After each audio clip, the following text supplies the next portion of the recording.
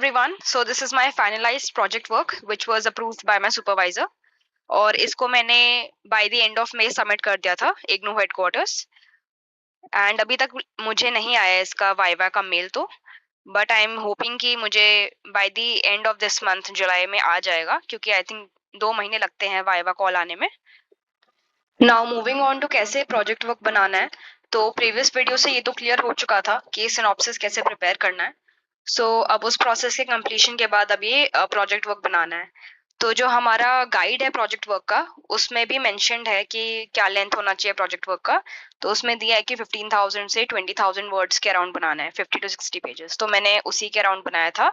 तो मेरा 16 टू 17 के वर्ड्स के अराउंड बन गया था प्रोजेक्ट मेरा पूरा।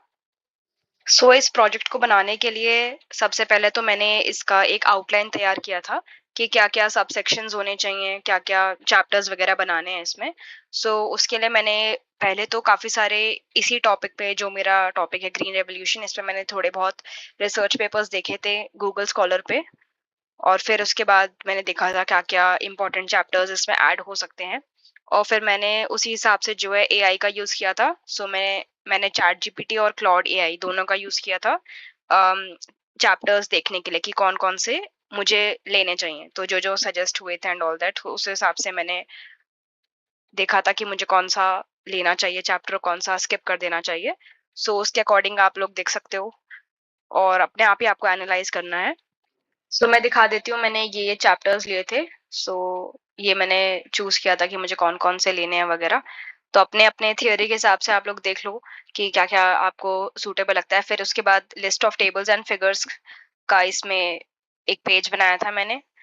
फिर लिटरेचर रिव्यू आ जाता है, फिर ऑब्जेक्टिव्स, फिर मेरे पास रिसर्च हाइपोथेसिस था तो मैंने वो डाला था, आप अपने अकॉर्डिंगली देख लेना। फिर रिसर्च मेथोडोलॉजी जो आप फॉलो कर रहे हैं और फिर उसके बाद इंट्रोडक्शन चैप्टर 1 जो है, फिर उसके बाद चैप्टर 2 एंड ऑल दैट, फिर वो स्टार्ट हो जाता है। तो उसी के अकॉर्डिंग मैंने अपना सारा बनाया था। और फिर जो पुराने पब्लिश्ड पेपर्स हैं, रिसर्च पेपर्स, आप उनको देख सकते हो कि किस तरह से उन्हें फॉर्मेट किया गया है। अकॉर्डिंगली तो आप अपना भी जो है फॉर्मेट कर सकते हैं ताकि वो सबसे ज़्यादा एक्यूरेट लगे और उसके अकॉर्डिंगली आप अपना कर लीजिए फॉर्मेट। उसी तरह से मैंने किया था। तो ये चैप्टर 1 चल रहा है, फिर ये चैप्टर 2 और फिर टेबल्स एंड फिगर्स जो भी आप डालना चाहते हैं वो आप इसमें इंक्लूड कर लीजिए। और ये भी टेबल्स एंड फिगर्स मैंने वर्ड से ही बनाए थे सारे। ये मेरा लास्ट चैप्टर था, चैप्टर 6। और उसके बाद मैंने लिमिटेशंस का एक पेज डाल दिया था इसमें एंड देन लास्ट में जो है रेफरेंसेस आ जाते हैं। तो इतना इतना ही था मेरा रिपोर्ट। तो ये आपके रेफरेंस के लिए सीक्वेंस है जो कि मैंने फॉलो किया था अपने रिपोर्ट में। तो सबसे स्टार्टिंग में तो कवर पेज आता है, तो उसमें सबसे पहले हेडिंग जो कि आपका रिपोर्ट है जिस पे, फिर उसके बाद अब आपका नाम, एनरोलमेंट नंबर, सारी इन्फॉर्मेशन आपके बारे में, कोड, जो प्रोग्राम कोड है वो सब, फिर सुपरवाइज़र का नाम एंड वो सब, इग्नू का एड्रेस, वो सब आ जाता है। फिर नेक्स्ट पेज पे एब्स्ट्रैक्ट, फिर टेबल ऑफ कंटेंट्स जो जो आपने अपने रिपोर्ट में डाला है वो सब, फिर टेबल्स एंड फिगर्स, उन सबको लिस्ट डाउन करना है। फिर उसके बाद लिटरेचर रिव्यू आ जाता है, ऑब्जेक्टिव्स, हाइपोथेसिस, मेथोडोलॉजी, उसके बाद जो है चैप्टर स्टार्ट हो जाते हैं। फिर उसके बाद जितने भी चैप्टर्स हैं, सब हेडिंग्स वगैरह, जो आपका मेन कंटेंट है वो है, तो वो सब ऐड किया। फिर लास्टली जो है लिमिटेशंस और फिर रेफरेंसेस। अपनी प्रोजेक्ट फाइल सबमिट करने से पहले आपको जो एनेक्शर्स दिए हैं उस गाइड में, प्रोजेक्ट गाइड में, वो भी लगाने हैं।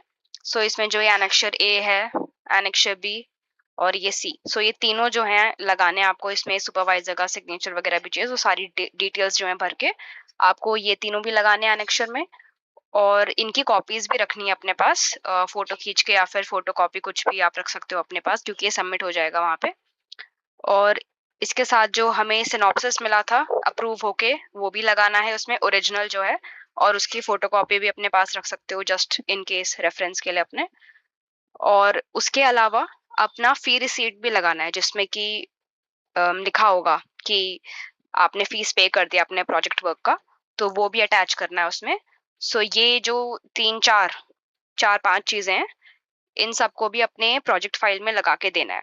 मैंने स्टार्टिंग में ही लगा दिया था इसे, अपने पहले कवर पेज लगाया था, फिर उसके बाद ये सब चीजें लगा दिया, एनेक्शर्स लगा दिए थे और जो मेरा सिनॉप्सिस का अप्रूवल है और जो मेरी फी रिसीट है। तो ये पांचों चीज़ें मैंने स्टार्टिंग में लगा दी थी, उसके बाद मैंने बाकी सब चीज़ें अपने पेजेस ऐड किए थे, तो अकॉर्डिंगली आप अपना देख सकते हो। और ये सारी जो पेजेस हैं ये इंक्लूड करना बहुत ज़्यादा ज़रूरी है। सो ये सभी चीज़ें भी लगानी है हमारे जो फाइनल फाइल है उसमें। और सुपरवाइज़र का बायोडाटा भी लगाना पड़ता है काफ़ी केसेस में, मोस्ट ऑफ़ द केसेस में, बट मेरे में नहीं थी ज़रूरत तो मैंने नहीं लगाया है। तो आपको सुपरवाइज़र का बायोडाटा भी लगाना है, और बाकी अगर कोई डाउट्स वगैरह हैं तो आप अपने सुपरवाइज़र से भी कंसल्ट कर सकते हैं। एंड आई थिंक सब कुछ कवर हो गया है अब इसमें, लेकिन अगर और भी कोई डाउट होगा तो आप पूछ सकते हो। अगर मुझे उस बारे में कोई इन्फॉर्मेशन होगी तो वो मैं ट्राई करूँगी उसका जवाब देने का। And okay, thank you.